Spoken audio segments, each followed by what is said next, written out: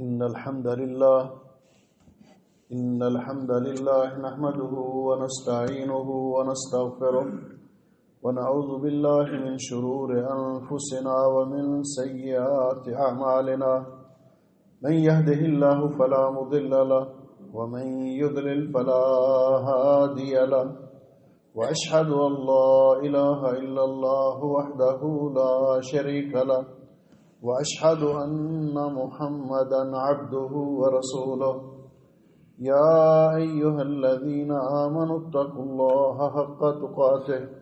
ولا تموتن إلا وأنتم مسلمون يا أيها الناس اتقوا ربكم الذي خلقكم من نفس واحدة وخلق منها زوجها وبث منهما رجالا كثيرا ونساء واتقوا الله الذي تساءلون به والأرحام إن الله كان عليكم رقيبا يا أيها الذين آمنوا اتقوا الله وقولوا قولا سديدا يصلح لكم أعمالكم ويغفر لكم ذنوبكم ومن يطع الله ورسوله فقد فاز فوزا عظيما اللهم صل على محمد وعلى آل محمد كما صليت على إبراهيم وعلى آل إبراهيم إنك حميد مجيد اللهم بارك على محمد وعلى آل محمد كما باركت على إبراهيم وعلى آل إبراهيم إنك حميد مجيد أما بعد فيا أيها الناس إن خير الحديث كتاب الله وخير الهدي هدي محمد صلى الله عليه وسلم وشر الأمور محدثاتها وكل محدثة بدعة وكل بدعة ضلالة وكل ضلالة في النار۔ قابل سعد احترام بزرگوں، بھائیوں اور عزیزوں، لائق سعد احترام ماؤں اور بہنوں، بیٹیوں، آج کے خطبہ جمعہ کا عنوان ہے العشر الاول من ذی الحجہ۔ حضرات گرامی قدر، ماہ ذو الحجہ یا ماہ ذو الحج یہ اسلامی کیلنڈر کا آخری مہینہ ہے، اور اس کی وجہ تسمیہ ظاہر ہے کہ اس مہینے میں اللہ رب العزت نے حج جیسی عظیم عبادت رکھی ہے۔ اس ماہ مبارک کے ابتدائی 10 دن یہ سال بھر کے دنوں میں افضل ترین دن ہیں۔ حضرت جابر رضی اللہ تعالیٰ عنہ فرماتے ہیں کہ افضل و ایام الدنیا، سال بھر کے دنوں میں سے عظیم ترین دن ہیں یہ ابتدائی 10 دن ماہ ذو الحج کے، عشرہ ذو الحجہ۔ اللہ رب العزت نے ان بابرکت دنوں کی قسم کھائی ہے۔ اللہ رب العزت فرماتے ہیں والفجر وليال عشر، فجر کی قسم اور 10 راتوں کی قسم۔ حضرت جابر رضی اللہ تعالیٰ عنہ فرماتے ہیں کہ اس سے مراد ذو الحج کے ابتدائی 10 دن ہیں، اور حضرت ابن عباس رضی اللہ تعالیٰ عنہما ان سے بھی یہی مروی ہے کہ اس سے مراد ذو الحج کے ابتدائی 10 دن ہیں۔ ان دنوں کو سال کے افضل ترین دن قرار دیا گیا اس لیے کہ اللہ رب العزت نے امہات العبادات، بڑی بڑی عبادات ان 10 دنوں کے اندر جمع کر دی ہیں۔ ان کے اندر اللہ کا ذکر، تکبیرات، تلبیہ کثرت کے ساتھ ہوتا ہے۔ انہی دنوں کے اندر روزے جیسی عبادت، حتیٰ کہ یوم عرفہ کا روزہ وہ بھی انہی دنوں کے اندر ہے۔ انہی دنوں میں لوگ حج اور عمرہ کرتے ہیں۔ انہی دنوں میں قربانی ہے، یعنی اللہ کا ذکر، نیک اعمال، عمرہ، حج، قربانی سب ان دنوں کے اندر جمع ہیں۔ اس لیے ان دنوں کو سال بھر کے دنوں پر اللہ رب العزت نے فضیلت بخشی ہے۔ حضرت ابن عباس رضی اللہ تعالیٰ عنہما سے روایت ہے کہ رسول اکرم صلی اللہ علیہ وسلم نے فرمایا ما من ایام العمل الصالح فیہا احب الی اللہ من ہذہ، ان 10 دنوں کے اندر نیک عمل اللہ تعالیٰ کو جس قدر زیادہ محبوب اور پسند ہے وہ باقی تمام دنوں سے زیادہ اور بڑھ کر ہے۔ آپ سے پوچھا گیا ولل جہاد فی سبیل اللہ، کیا جہاد فی سبیل اللہ کا بھی اتنا اجر نہیں؟ تو آپ نے فرمایا ولل جہاد فی سبیل اللہ، ان میں نیک عمل کرنے کا اجر جہاد فی سبیل اللہ سے بھی زیادہ ہے۔ صرف ایک صورت میں الا رجل خرج بنفسه وماله فلم يرجع من ذلك بشيء، سوائے اس شخص کے کہ جہاد کے لیے نکلا اپنے گھر سے، خود بھی نکلا، مال بھی لگایا، خود بھی اپنی جان اللہ کی راہ میں قربان کر دی، مال بھی اللہ کی راہ میں صرف ہو گیا، اس کا مقابلہ تو کوئی نہیں کر سکتا۔ اس کے علاوہ باقی اعمال، ان کا اجر و ثواب جس قدر ان دنوں کے اندر ہے یہ باقی تمام دنوں سے زیادہ ہے۔ حضرت عبداللہ ابن عمر رضی اللہ تعالیٰ عنہما کی روایت کے مطابق کہ حضرت عبداللہ ابن عمر رضی اللہ تعالیٰ عنہما فرماتے ہیں کہ رسول اکرم صلی اللہ علیہ وسلم نے فرمایا ما من ایام اعظم عند اللہ ولا احب الیہ العمل فیہن من ہذہ یعنی العشر،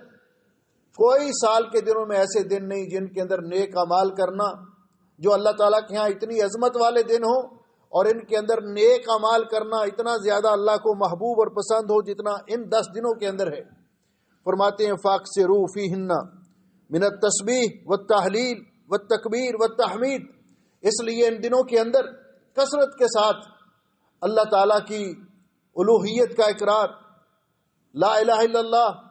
سبحان اللہ والحمد للہ ولا الہ الا اللہ واللہ اکبر، یہ کلمات کثرت کے ساتھ کہا کرو۔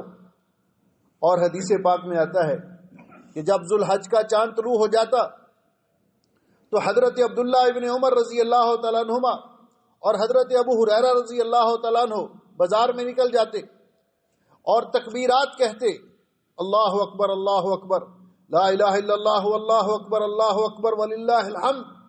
اور لوگ بھی بازار والے ان کی آواز سن کر تکبیرات کہتے، اس لیے کہ تکبیر کی 2 قسمیں ہیں، ایک تکبیر مطلق ہے جو ذوالحج کا چاند دیکھ کر ایام تشریق کے آخری دن تک کہی جاتی ہیں، اور دوسری تکبیر مقید ہے۔ تکبیر مقید کا معنی یہ ہے کہ وہ تکبیر خاص کر ان دنوں میں جو 9 ذوالحج یوم عرفہ کی صبح سے لے کر ایام تشریق کے آخری دن تک 13 ذوالحج تک کہی جائیں گی، وہ تکبیر مقید ہے۔ تو ان کے اندر یہ دونوں قسم کی تکبیریں اللہ رب العزت نے جمع فرما دی ہیں۔ ان دنوں کے اندر جو کرنے کے کام ہیں ان میں سے ایک کام روزہ بھی ہے۔ امہات المومنین بیان کرتی ہیں کہ نبی کریم علیہ الصلوۃ والسلام کان یصوم 9 ذی الحجہ، نبی پاک صلی اللہ علیہ وسلم ذوالحج کے 9 دنوں کے روزے رکھا کرتے تھے، وہ یوم عاشورہ اور یوم عاشورہ کا روزہ رکھا کرتے تھے، وہ 3 ایام من کل شہر، اور ہر مہینے میں 3 دن کے روزے رکھا کرتے تھے ایام 20 کے۔ تو گویا کہ اگر یہ مستحب ہے کہ ان دنوں کے اندر انسان باقی عبادات کے ساتھ قرآن پاک کی تلاوت، صدقہ و خیرات، دعائیں، تکبیرات اور دیگر نیک اعمال، صلہ رحمی، دوسروں کے ساتھ نیکی کرنے کے ساتھ ساتھ اگر روزے رکھے تو مستحب ہے۔ نبی پاک صلی اللہ علیہ وسلم رکھا کرتے تھے، اور اگر عام دنوں کے روزے نہیں کوئی رکھ سکتا تو یوم عرفہ کے روزے کا تو ضرور اہتمام کرنا چاہیے۔ یوم عرفہ کا روزہ، اس کے بارے میں رسول اکرم صلی اللہ علیہ وسلم سے پوچھا گیا، سئل عن صوم یوم عرفہ، تو آپ نے فرمایا یکفر السنۃ الماضیہ والباقیہ، یہ ایک روزہ رکھنے سے اللہ تعالیٰ 2 سال کے گناہ معاف کر دیتا ہے، 1 سال گزشتہ کے اور 1 سال آئندہ کے۔ اور اس میں یہ روزہ 9 ذی الحج کو رکھا جائے گا۔ یہاں جن ملکوں کا مطلع ایک ہے، یہ اس دن رکھیں گے جب حجاج کرام میدان عرفات کے اندر وقوف کریں گے، اور باقی ملک جن کی رویت 1 دن پیچھے ہے وہ جب وہاں 9 ذی الحج ہوگی اس وقت روزہ رکھیں گے یوم عرفہ کا، اور اللہ رب العزت ان کو یہ اجر و ثواب عطا کرے گا۔ انہی مبارک دنوں کے اندر ایک دن یوم عرفہ بھی ہے، اور یوم عرفہ اللہ رب العزت نے اس کی قسم کھائی ہے، اور یہ سال بھر کے دنوں میں افضل ترین دن ہے۔ اللہ رب العزت فرماتے ہیں وشاہد و مشہود، شاہد کی قسم اور مشہود کی قسم۔ حضرت ابو ہریرہ رضی اللہ تعالیٰ عنہ روایت فرماتے ہیں کہ شاہد سے مراد یوم الجمعہ ہے اور مشہود سے مراد یوم عرفہ ہے۔ اللہ نے اس دن کی قسم کھائی ہے، اور اس دن تمام حجاج کرام میدان عرفات میں وقوف کرتے ہیں، اور اللہ سبحانہ و تعالی اپنے بندوں کے ذریعے فرشتوں کے سامنے فخر کرتے ہیں کہ یہ میرے بندے، یہ میری بندیاں دور دراز کے سفر کر کے دنیا کی اطراف و اکناف سے یہاں جمع ہیں، ایک جیسا لباس پہنا ہوا ہے، تھکے ہوئے ماندے یہاں پہنچے ہیں۔ ما ارادہ ہؤلاء، یہ کس لیے یہاں جمع ہیں؟ اس دن اللہ تعالیٰ عام معافی کا اعلان فرماتے ہیں۔ ام المومنین عائشہ صدیقہ رضی اللہ تعالیٰ عنہ بیان فرماتی ہیں کہ یوم عرفہ کے دن جس قدر زیادہ اللہ تعالیٰ لوگوں کو جہنم سے آزادی عطا کرتے ہیں، باقی کسی دن میں اتنے لوگوں کو جہنم سے آزاد نہیں کرتے۔ اور نبی کریم علیہ الصلوۃ والسلام نے فرمایا خیر الدعاء دعاء یوم عرفہ، بہترین دعا یوم عرفہ کی دعا ہے۔ وہاں جو میدان عرفات میں پہنچے ہیں خوش نصیب، وہ بھی دعا کریں، اپنا وقت ضائع نہ کریں۔ نبی کریم علیہ الصلوۃ والسلام نے خطبہ ارشاد فرمایا زوال کے بعد، اور اس کے بعد دونوں نمازیں جمع تقدیم کے ساتھ اذان کہی گئی اور اقامت ہوئی۔ پہلے آپ نے زور کی 2 رکعتیں پڑھائیں، پھر اسی وقت اقامت کہی، اور پھر آپ نے عصر کی 2 رکعتیں پڑھا دی، اور اس کے بعد آپ میدان عرفات میں داخل ہو گئے۔ مسجد نمرہ جو میدان عرفات میں ہے، اس کا محراب والا حصہ تقریباً آدھی مسجد یہ میدان عرفات سے باہر ہے۔ اس میں سائن بورڈ لگے ہوئے ہیں، وہاں لکھا ہوا ہے یہاں سے میدان عرفات کی حدود شروع ہو رہی ہیں۔ تو حجاج کرام کو خطبے کے بعد یا میدان عرفات کے وقوف کے لیے، وقوف عرفہ کے لیے اس میدان کی حدود میں داخل ہونا ضروری ہے۔ رسول اکرم صلی اللہ علیہ وسلم نے فرمایا الحج عرفہ، حج ہے ہی میدان عرفات میں وقوف کا نام۔ اس کے بعد آپ غروب آفتاب تک اللہ کا ذکر، تلبیہ اور دعا میں مشغول رہے قبلہ رو ہو کر۔ اور آپ نے فرمایا آپ جبل رحمت کے پاس آپ نے وقوف فرمایا، یہ نام بعد میں تسمیہ آیا جبل الرحمہ، پہاڑی کے پاس، لیکن آپ نے فرمایا وقفت ہاہنا وعرفۃ کلھا موقف، میں نے تو یہاں وقوف کیا، لیکن میدان عرفات تمام کا تمام جہاں بھی کوئی وقوف کرے گا، دعا کرے گا، اللہ کی عبادت کرے گا، وہ میدان عرفات ہی ہے، اور اس کا حج قبول ہوگا۔ یہ دن وہ عظیم دن ہے جس دن اللہ رب العزت نے ہم پر یہ انعام کیا کہ ہمارا دین مکمل کیا۔ اللہ جل شانہ فرماتے ہیں الیوم اکملت لکم دینکم واتممت علیکم نعمتی ورضیت لکم الاسلام دینا۔ حضرت فاروق اعظم فرماتے ہیں رضی اللہ تعالیٰ عنہ کہ مجھے پتہ ہے یہ آیت کب نازل ہوئی۔ یہ آیت اس وقت نازل ہوئی جب نبی علیہ السلام نے جمعے کا دن تھا، آپ حجۃ الوداع میں میدان عرفات کے اندر آپ وقوف کر رہے تھے، اور اس وقت یہ آیت مبارکہ نازل ہوئی، تو اللہ تعالیٰ نے اس دن ہمارے دین کو مکمل کیا۔ یہ دن عظیم دن ہے۔ اسی طرح ان دنوں کے اندر یہ روزہ جو ہے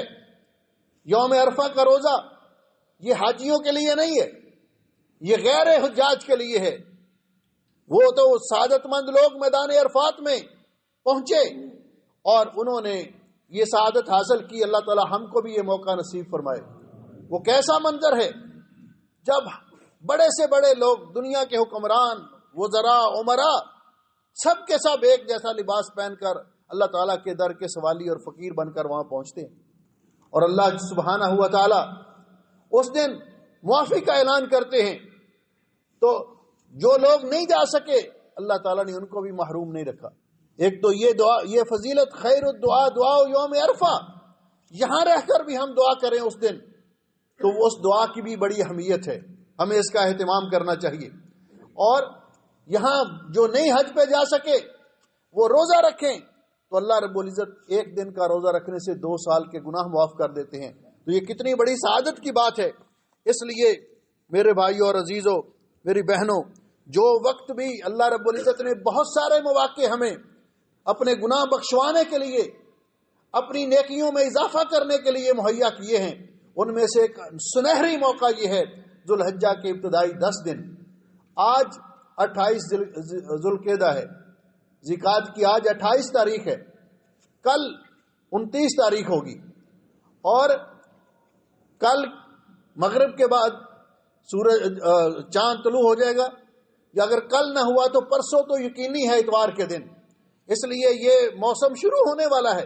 یہ مبارک دن شروع ہونے والے ہیں، اس میں عبادت کرنے کے لیے ہمیں اپنے آپ کو تیار کرنا چاہیے۔ اللہ ہمیں توفیق بھی بخشے اور قبول بھی فرمائے۔ اقول قولی ھذا استغفر اللہ لی ولکم ولسائر المسلمین من کل ذنب واتوب الیہ فاستغفروہ انہ ھو الغفور الرحیم۔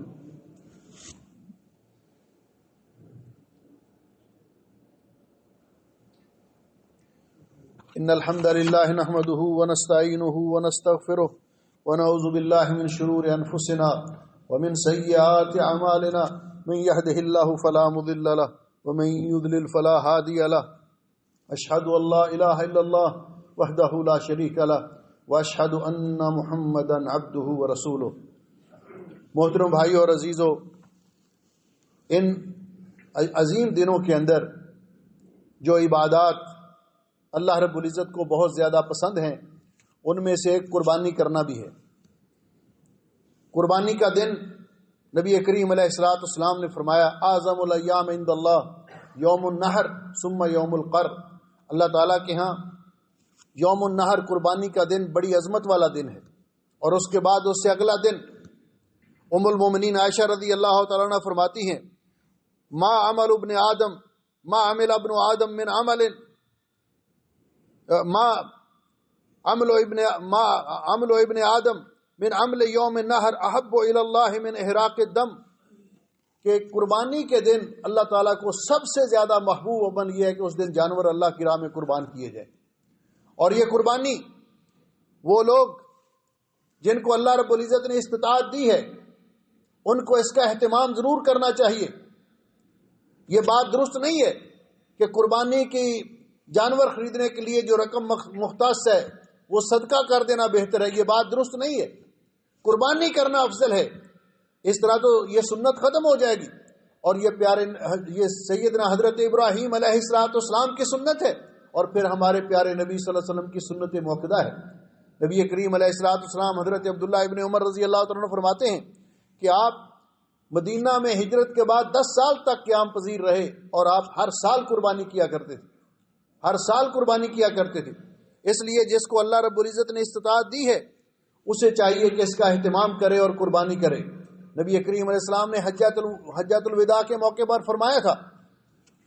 ایھا الناس ان علی کل اہل بیت فی کل عام اضحیہ، ہر گھر والوں پر جن کے پاس استطاعت ہے ہر سال قربانی کرنا لازمی ہے، ہر سال ان کو چاہیے کہ قربانی کریں۔ اس لیے قربانی کا اہتمام کریں۔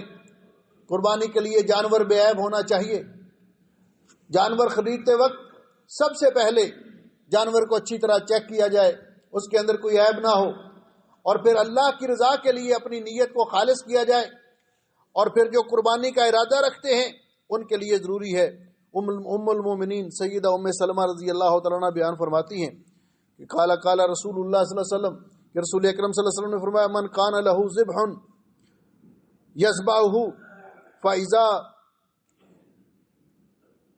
اذا احل ہلال ذی الحجہ فلا یاخذن من شعرہ ولا من اظفارہ شیئا، کہ جس آدمی کے پاس ذبح کرنے کے لیے قربانی ہے، ایک روایت میں یہ الفاظ ہیں، اور ایک روایت میں اذا دخلت عشر ذی الحجہ، جب عشرہ ذی الحجہ شروع ہو جائے، ایک روایت میں اذا رأیتم ہلال ذی الحجہ، جب تم ذی الحج کا چاند دیکھ لو، وَأَرَادَ أَحَدُكُمْ أَن يُضَحِّيَ، اور تم میں سے کوئی شخص قربانی کا ارادہ رکھتا ہو، فَلَا يَأْخُذَنَّ مِن شَعْرِهِ وَلَا بِشْرِهِ، اور ایک روایت میں وَلَا مِنْ أَظْفَارِهِ شَيْئًا، تو اس کو چاہیے کہ چاند طلوع ہو جانے کے بعد اپنے بال نہ کاٹے، جسم کے کسی حصے سے بھی اپنے بال نہ کاٹے، اپنے ناخن نہ تراشے، حتیٰ یضحیہ، حتیٰ کہ قربانی کا جانور ذبح کر لے، اس کے بعد اپنی حجامت بنائے۔ حتیٰ کہ ایک صحابی نے رسول اکرم صلی اللہ علیہ وسلم سے پوچھا کہ میرے پاس بکری ہے، کیا میں اس کی قربانی کروں، دودھ دینے والی؟ آپ نے فرمایا نہ، اس کی قربانی نہ کرو۔ جی میرے پاس اور کچھ نہیں، تو آپ نے فرمایا آپ حجامت نہ بنواؤ، عید کے پڑھنے کے بعد آپ حجامت بنوا لینا، اللہ تعالیٰ آپ کو قربانی کا ثواب دے دے گا۔ تو اس بات کا اہتمام کرنا چاہیے کہ جو قربانی کرنا چاہتے ہیں وہ ذوالحج کا چاند دیکھنے سے پہلے پہلے وہ اپنی حجامت وغیرہ بنا لیں، ناخن وغیرہ تراش لیں، اور یہ حکم تاکیدی ہے رسول اکرم صلی اللہ علیہ وسلم کا کہ اس کے بعد پھر اپنا جانور ذبح کرنے کے بعد، جب قربانی کا جانور ذبح ہو جائے، جو لوگ یہاں کر لیں تو جانور ذبح کرنے کے بعد وہ حجامت بنوا لیں، جنہوں نے اپنے ملک میں قربانی کرنی ہے تو وہ ایک دن کا انتظار کریں، جب وہاں پر جانور ذبح ہو جائے تو وہ اپنی حجامت وغیرہ بنائیں۔ اللہ تعالیٰ مجھے اور آپ کو عمل کی توفیق عطا فرمائے۔ ان اللہ و ملائکتہ یصلون علی النبی یا ایھا الذین آمنوا صلوا علیہ وسلموا تسلیما۔ اللهم صل علی محمد وعلی آل محمد کما صلیت علی ابراہیم وعلی آل ابراہیم انک حمید مجید۔ اللهم بارک علی محمد وعلی آل محمد کما بارکت علی ابراہیم وعلی آل ابراہیم انک حمید مجید۔ اللهم اعز الاسلام والمسلمین، اللهم انصر الاسلام والمسلمین،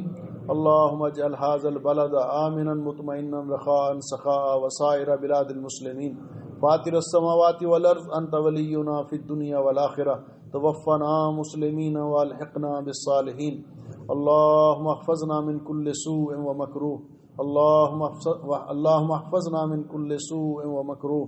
اللهم اشف مرضانا ومرضى المسلمين، اللهم اشف مرضانا ومرضى المسلمين، اللهم اغفر للمسلمين الميتين، اللهم اغفر للمسلمين الميتين، يا حي يا قيوم برحمتك نستغيث، سبحان ربك رب العزة عما يصفون وسلام على المرسلين والحمد لله رب العالمين۔ صفحہ درست کر